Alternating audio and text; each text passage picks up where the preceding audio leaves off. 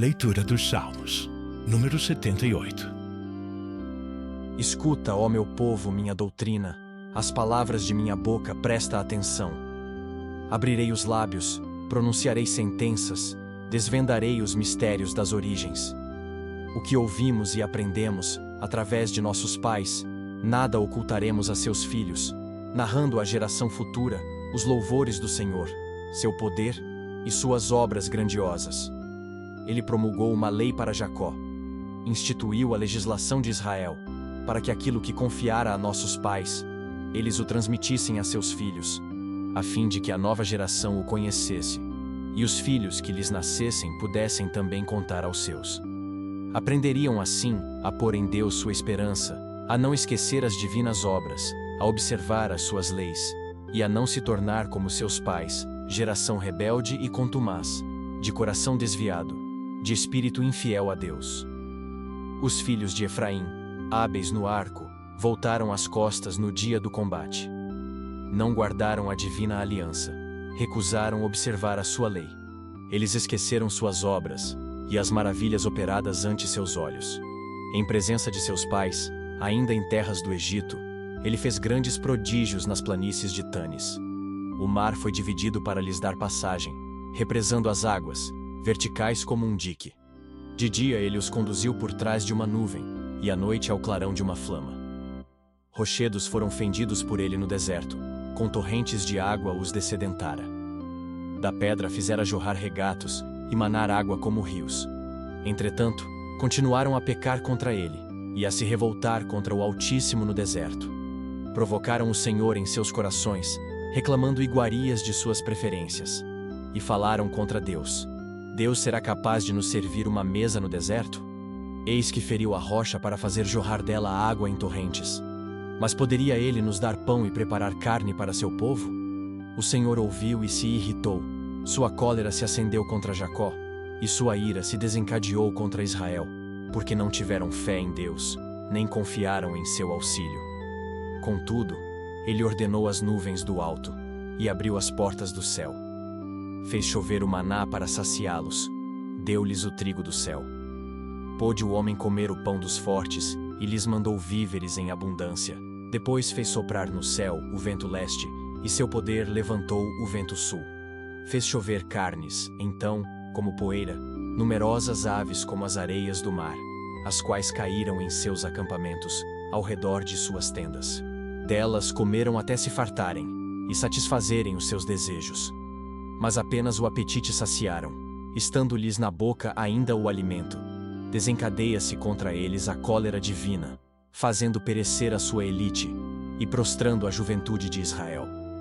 Malgrado tudo isso, persistiram em pecar, não se deixaram persuadir por seus prodígios. Então, Deus pôs súbito termo a seus dias, e seus anos tiveram repentino fim. Quando os feria, eles o procuravam, e de novo se voltavam para Deus. E se lembravam que Deus era o seu rochedo, e que o Altíssimo lhes era o Salvador. Mas suas palavras enganavam, e lhe mentiam com a sua língua. Seus corações não falavam com franqueza, não eram fiéis à sua aliança. Mas ele, por compaixão, perdoava-lhes a falta, e não os exterminava. Muitas vezes reteve sua cólera, não se entregando a todo o seu furor. Sabendo que eles eram simples carne, um sopro só, que passa sem voltar. Quantas vezes no deserto o provocaram, e na solidão o afligiram. Recomeçaram a tentar a Deus, a exasperar o Santo de Israel.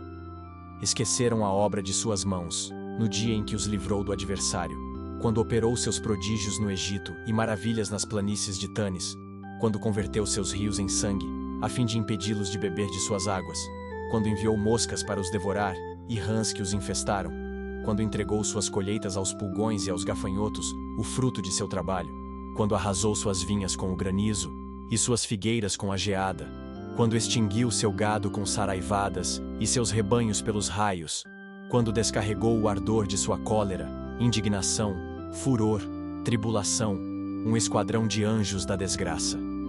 Deu livre curso à sua cólera. Longe de preservá-los da morte, ele entregou à peste os seres vivos.